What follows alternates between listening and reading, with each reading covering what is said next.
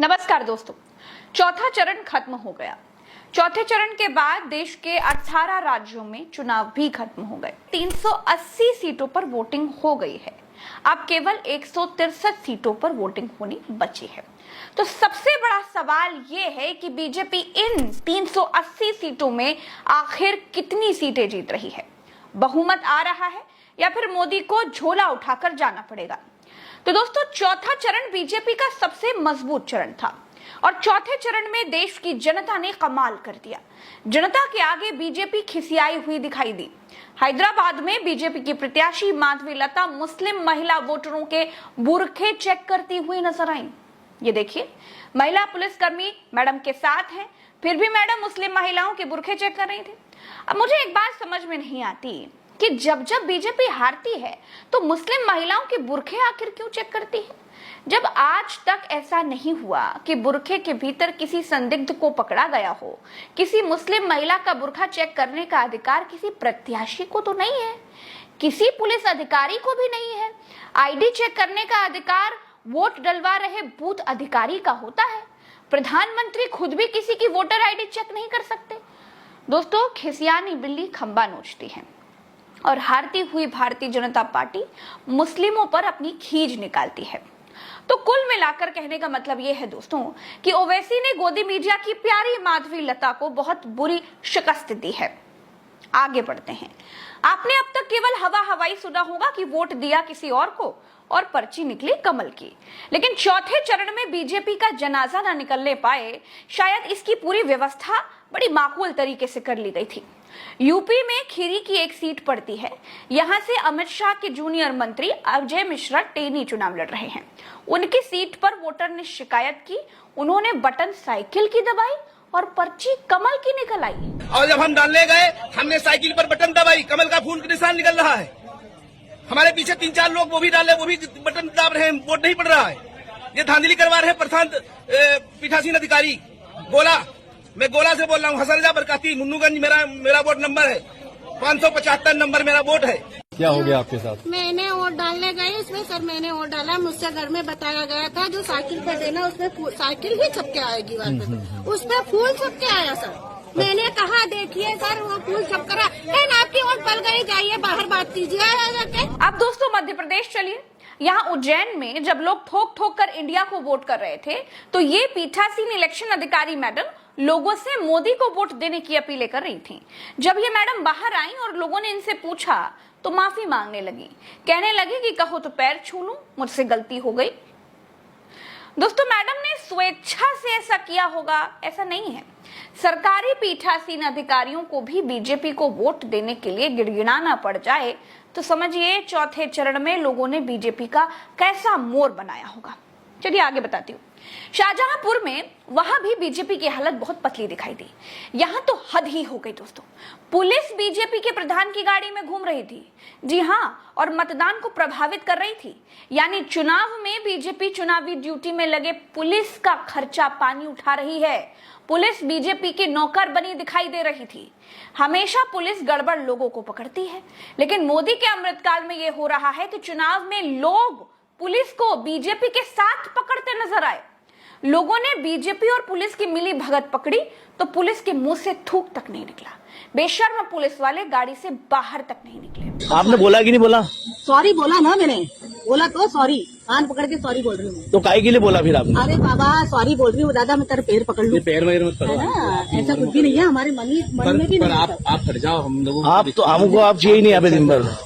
आप बोलते उनको क्या आप मतदान केंद्र को प्रभावित कर रहे हो, आप मोदी मोदी करके। अरे नहीं भैया, मोदी मोदी क्यों करेंगे हम? मैंने आंखों के सामने बोला, मैं खुद लाइन में लगा था। मैं क्यों बोलूंगी ऐसा? मेरा आपने मेरे सामने नहीं बोला। हाँ।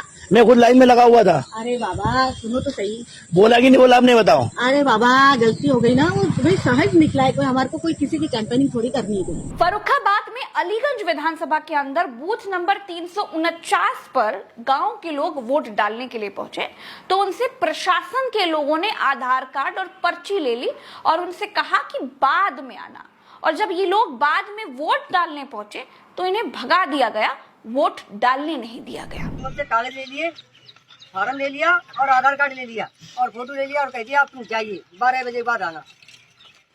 बोले 12 बजे के बाद पड़ ही जाएंगे वोट, फिर कौन जाएगा मेरे गांव का?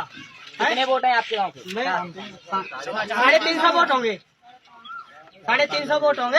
एक भी वोट उन्होंने डालने नहीं दिया। हम साइकिल के समर्थक हैं। 500 वोट है। इस गांव में एक दो नहीं, करीब 300 से 500 वोट थे। दोस्तों आपको दिखाते हैं वो सीट जो इस चरण की सबसे हॉट सीट रही, कन्नौज। यहाँ सपा अध्यक्ष अखिलेश यादव खुद चुनाव लड़ रहे हैं। यहाँ कई बूथों पर गड़बड़ी की शिकायतें आई तो अखिलेश यादव लखनऊ से निकले और कन्नौज पहुंच गए। छिबरा, मऊ और तिरवा की कई बूथ पर गए।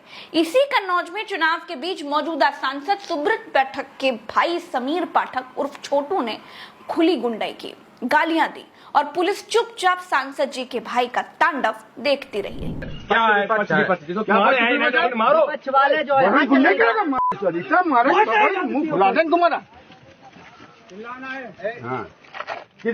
किसे मारा बताओ? किन्ने चलाओ, इनने मारो राहुल, यहाँ मारो मैं पकड़ा इनका भाई राहुल, इसने मेरी उंगली 3 बार। तुम गाली दोगे आदमों को? गाली दे रहे गाली, ज्यादा गुंडाई करी, मार लपड़ डाले मुंह।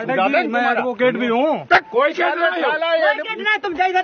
अरे कोई दिक्कत नहीं, गुंडे करोगे एडवोकेट के नाम पे गुंडे करोगे? आप बोलिए पाठक जी, आप बोलिए। हाँ तुम एडवोकेट के नाम पे गुंडे करोगे? आप बोलिए आप बोलिए।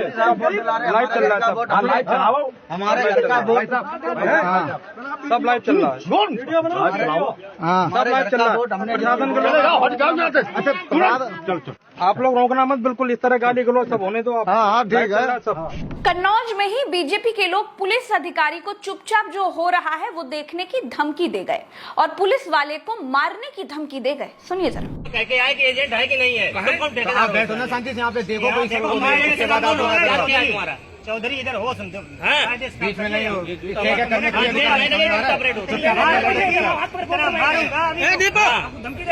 दोस्तों झारखंड की तस्वीर ने तो और भी ज्यादा हैरान कर दिया।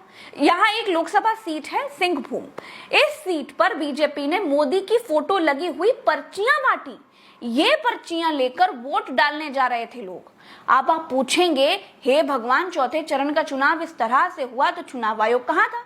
तो दोस्तों हम ये कह सकते हैं कि भारत के चुनाव आयोग का इंतकाल हो चुका है, वो मर चुका है, नमक का कर्ज अदा कर रहा है। अब सवाल ये है कि चौथा चरण खत्म होने के बाद बीजेपी की सीटें कितनी आ रही हैं, तो उसका जवाब भी सुनते चलिए। 70 से 75 सीटों का लॉस है और आने वाले टोटल मुझे लगता है कि ये 200, मतलब टोटल जब रिजल्ट आएंगे तो ये 200, मतलब 190 से लेके 230 के बीच में ऑस्कलेट होगा ये फिगर।